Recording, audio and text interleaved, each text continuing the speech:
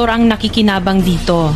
Marami din sa inyo, mga politiko, ang nagpapataba ng bulsa sa pangungurakot. Ang totoo, may hati-hati yan mula sa pinakamataas hanggang sa mga nasa gilid lang ng sistema. Huwag nyo kaming gawing panakipbutas kasi kung babalikan ang lahat ng transaksyon, makikita ninyong mas malaki pa ang napupunta sa inyo kaysa sa amin.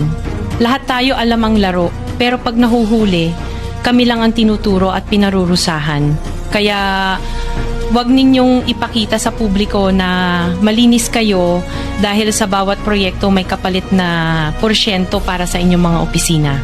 Ang sistema mismo ang nagtutulak sa amin na sumunod kung hindi kami papayag, wala kaming makukuhang proyekto.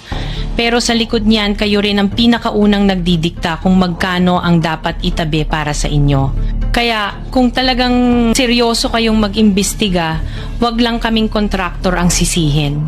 Tingnan ninyo rin ang mga pangalan na nakaupo ngayon sa mga komite, sa mga ahensya, at lalo na sa mismong mga nagpapalakad ng gobyerno. Dahil sa totoo lang, pare-pareho tayong nasa iisang lamesa, iba-iba lang ang laki ng parte na nakukuha.